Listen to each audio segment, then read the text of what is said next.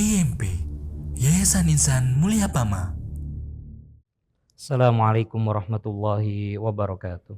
Alhamdulillahi nahmaduhu wa nasta'inuhu wa nastaghfiruh wa na'udzu billahi min syururi anfusina wa min sayyiati a'malina man yahdihillahu fala mudhillalah wa man yudlil fala hadiyalah. Asyhadu an la ilaha illallah wa anna Muhammadan abduhu wa rasuluh sallallahu alaihi wasallam. Qala Allah ta'ala fi kitabihil karim, ya ayyuhalladzina amanu taqullaha haqqa tuqatih wa la tamutunna illa wa antum muslimun. Fa inna asdaqal kalam kalamullah wa khairal huda huda nabiyyina Muhammadin sallallahu alaihi wasallam wa syarrul umuri muhdatsatuha. Fa ba'du, jamaah Jum'ah rahimanallah wa iyyakum. Semoga saya dan antum semua dirahmati Allah Subhanahu wa taala. Puji syukur atas rahmat Allah Subhanahu wa taala pada siang hari ini kita bisa berjumpa, yaitu melaksanakan ibadah bersama, ibadah Jumat. Salawat serta salam tercurahkan kepada junjungan kita bersama Nabi besar Muhammad sallallahu alaihi wasallam. Kaum muslimin, siapakah yang tidak menginginkan setelah dirinya purna dari tugasnya, setelah dirinya pensiun dari masa kerjanya, mempunyai passive income, menjadi berbalik, yaitu menjadi aktif income-nya kelak. Siapa yang tidak menginginkan kedemikian? Sallallahu alaihi wasallam bersabda, "Idza mata ibnu Adama inqata'a amalahu." Kalau anak Adam, manusia sudah meninggal, terputus sudah amalannya. Fadzakara sallallahu alaihi wasallam, kemudian disebutkan sallallahu alaihi wasallam, wal waladus shalihu yad'u lahu, dan anak soleh yang senantiasa mendoakan, senantiasa berbakti kepada kedua orang tuanya, memohon ampun pada orang tuanya sepeninggalnya. Maka kata para ulama, kata para ahli, wal waladus sholih kanzun lahuma fi hayatih wa ba'da tuwfiyahuma.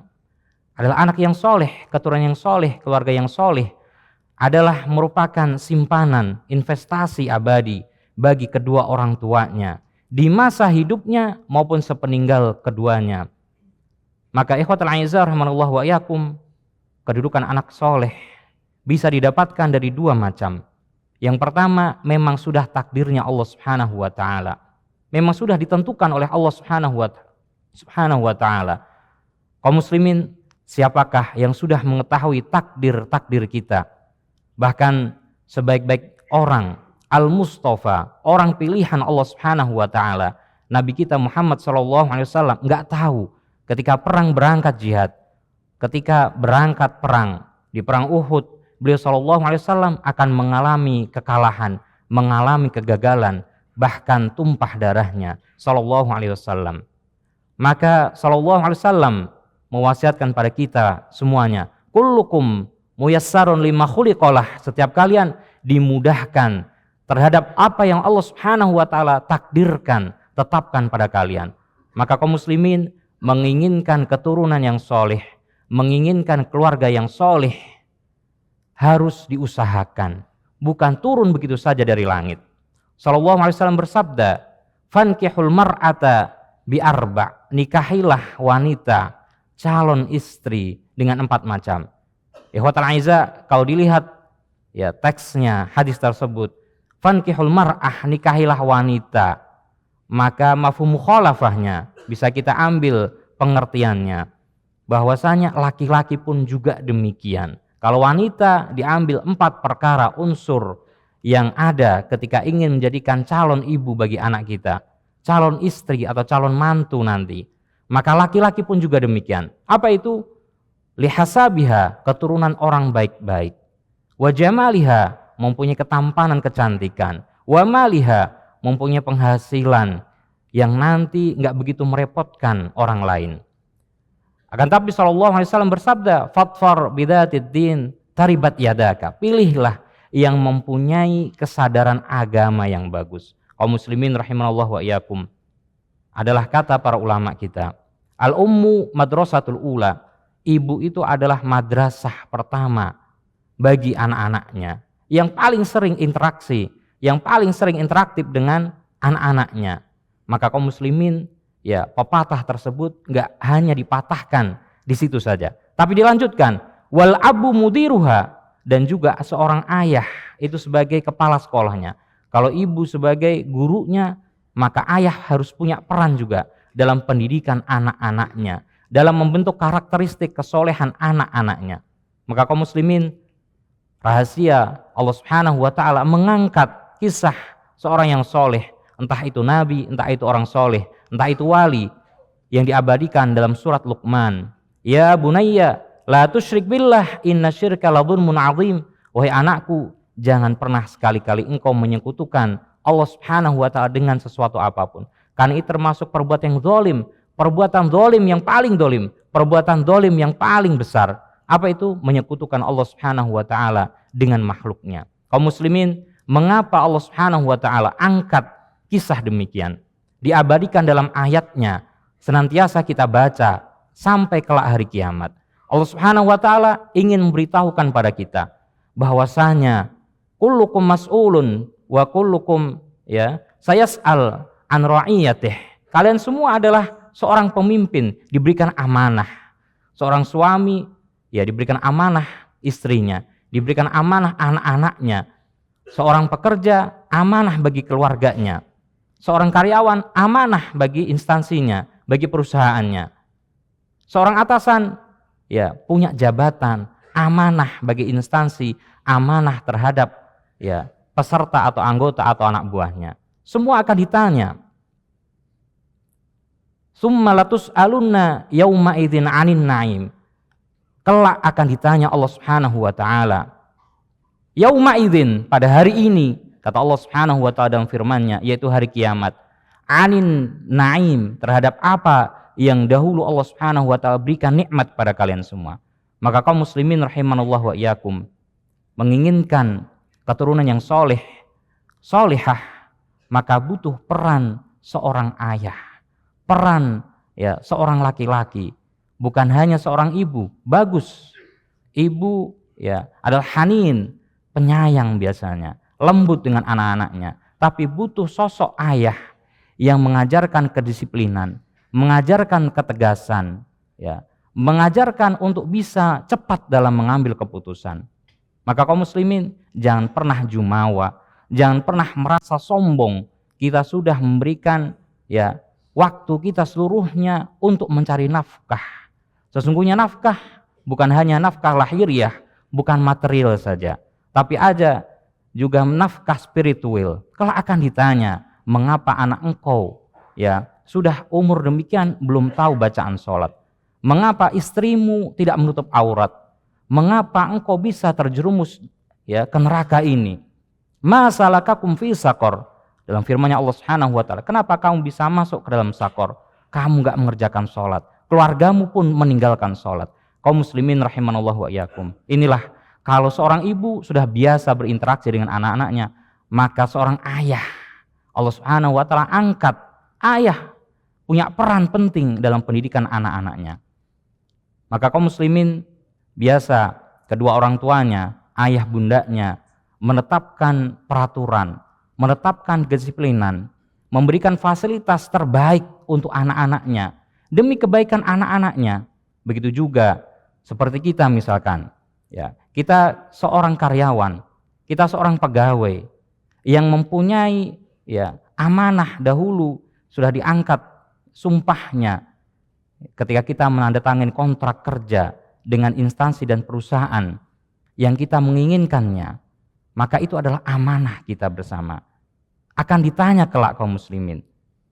Akan ditanya, sudah ada perjanjian di sana, apalagi sekarang yang dikatakan adalah bulan-bulan K3, kedisiplinan, keamanan dan semacamnya.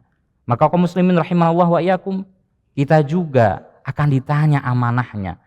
Dari ribuan orang dahulu kamu ingin melamar di sini, ingin mencari kerja di sini, ingin berupaya memberikan nafkah yang halal untuk keluargamu di sini. Sudahkah kamu menjalankan amanah yang tertera dalam MOU antara kamu dengan instansimu? Maka akan ditanya. Al-muslimu ala syurutihim, seorang muslim bersama syarat-syaratnya. Seorang muslim bersama dengan perjanjian yang dia buat. Maka kaum muslimin, ketika perusahaan menetapkan jam kerja demikian dan demikian, jam datang, jam kepulangan demikian dan demikian, maka coba kita taati. Maka mari kita laksanakan. Ketika perusahaan menetapkan safety untuk kita, memakai helm misalkan, ketika berada di job site, memakai sepatu safety misalkan, bahkan saking sayangnya perusahaan kepada karyawannya, memperhatikan fasilitas-fasilitasnya, memperhatikan gaya hidupnya kaum muslimin, jamaah sekalian. Diperhatikan sampai waktu tidur pun diperhatikan. Sudahkah saudara hari ini cukup tidur 6 jam seperti yang sudah dilakukan atau sudah ditetapkan peraturannya? Sudahkah saudara beristirahat cukup pada hari ini? Apakah saudara mengkonsumsi obat-obatan pada hari ini? Kenapa kaum muslimin? Bukan hanya semata untuk meraup keuntungan sebesar-besarnya, akan tapi perusahaan memperhatikan keselamatan kita. Perusahaan sayang dengan kita ketika kita tidak mematuhi peraturan tersebut, kaum muslimin. Yang rugi bukan hanya kita sendiri, perusahaan rugi. Ketika ada kecelakaan, keluarga kita yang menanti di rumah juga rugi. Maka ikhwatul aizah rahimanallahu wa iyyakum, dibuat aturan sedemikian rupa, dibuat kebijakan sedemikian rupa, pasti dahulu sudah dikaji dengan mendalam. Ketika kita menetapkan aturan untuk anak-anak kita, nak, kalau maghrib gak boleh main game, kalau maghrib gak ada nonton televisi, nonton YouTube dan semacamnya. Pasti sebelum kita menetapkan peraturan tersebut, kita sudah riset, oh ternyata ketika maghrib ini waktu yang sebentar, tapi waktu paling bagus, tenang waktunya. Orang-orang masuk ke rumahnya, ketika kita manfaatkan untuk belajar bersama anak kita, membaca Al-Quran, atau murojaah pelajaran yang sudah didapatkan, atau mengajari anak kita PR-nya, tugasnya, adalah waktu yang efektif, walaupun singkat, cuma 30 menit, 20 menit, namun efektif. Demikianlah kaum muslimin, ketika Allah Subhanahu wa taala pula menetapkan suatu syariat, pasti ada hikmah mendalam di sana. Ada hikmah yang kita ketahui, ada hikmah yang belum tentu kita ketahui. Kaum muslimin rahimanallahu wa iyyakum, kadang kita sebagai orang tua merasa sepertinya saya belum menjadi orang tua yang sempurna. Saya belum menjadi orang tua yang soleh. Saya belum menjadi seorang bunda yang solihah. Maka kewajiban kita kaum muslimin adalah memperbaiki diri. Dikenal dengan tasfiyah wa tarbiyah. Ketika kita juga sama diberikan amanah di sini sebagai seorang karyawan, sepertinya saya belum mumpuni, sepertinya target belum tercapai, maka dilihat analisanya di mana sebenarnya titik kekurangan kita tersebut. Ketika kita sudah berumur sampai sekian tahun, Allah Subhanahu wa taala memberikan umur tersebut, kelak akan ditanya, engkau apakan umur tersebut? Kau pakai untuk apa umur tersebut? Apakah sudah engkau pakai untuk ibadah pada Allah Subhanahu wa taala? Apakah engkau pakai umurmu untuk mendalami ayat-ayat Allah Subhanahu wa taala? Banyak kaum muslimin yang dari kecilnya mereka beragama Islam, namun huruf hijaiyah masih belum mengetahui. Yang dari kecilnya beragama Islam, masih banyak yang belum bisa melaksanakan ibadah sholat. Maka bersama-sama kaum muslimin memperbaiki diri dengan pasangan kita. Bukan eyel-eyelan dengan pasangan kita. Ini yang paling dan seterusnya. Maka kaum muslimin, kata para ulama, al-faqid la yu'ti, orang yang gak punya apa-apa, apa yang mau diberikan kepada orang lain? Maka kita berusaha untuk memperbaiki value, nilai yang ada pada kita. Kalau sudah praktekkan, kata Sa'id bin Musayyab rahimahullahu ta'ala, seorang tabi'in, ya bunayya la aktsiru sholati li ajlik, wahai anakku, aku memperbanyak sholat, memperbanyak doa, itu untukmu, agar Allah menjagamu, agar Allah Subhanahu wa ta'ala mengampunimu, bahkan kelak sepeninggalku Allah Subhanahu wa ta'ala akan menjagamu. Perjalanan Nabiullah Musa alaihissalam dalam mencari ilmu, seorang nabi kaum muslimin, tidak merasa jumawa, tidak merasa di zona nyaman, tidak merasa dirinya sombong karena sudah dipilih Allah Subhanahu wa taala sebagai utusannya. Akan tapi selalu merasa kurang dengan ilmu yang dimilikinya. Akhirnya berjalan kepada seorang yang mulia, Khidir. Di tengah perjalanannya menemukan rumah yang hampir roboh.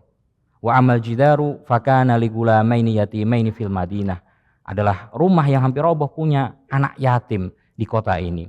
Wa kana tahtahu kanzul lahuma, ada harta warisan kedua orang tuanya. Wa kana abuhuma sholiha. Kenapa Allah Subhanahu wa taala jaga harta warisan tersebut sampai kelak keduanya ya, balagha asyuddahu, kelak keduanya balik, bisa memanfaatkan, ya tasarruf, bisa mentransaksikan harta peninggalan orang tuanya dengan baik dan benar, karena dahulu orang tuanya merupakan orang tua yang soleh. Kaum muslimin, segala daya upaya mungkin sudah kita lakukan, memilih lingkungan yang bagus, memilih sekolah yang bagus. Jangan pernah lupa dengan kekuatan langit, doa pada Allah Subhanahu wa taala adalah Khalilullah, kekasih Allah. Kata Imam Ibnu Qayyim bahwasanya tingkatan mahabbah cinta itu bermacam-macam. Merupakan tingkatan mahabbah yang tinggi Khalil, kekasih Allah, Nabiullah Ibrahim alaihissalam, seorang nabi, pilihan Allah, kekasih Allah, masih senantiasa mendoakan anak-anaknya, Rabbi habli minas solihin. Ya Allah, berikanlah kami keturunan yang soleh, keluarga yang soleh dan solihah. Sudahkah kita mendoakan anak-anak kita di sepertiga malam kita, di sujud kita, di waktu-waktu yang mustajabah? Aku qouli hada wa astaghfirullah li wa lakum.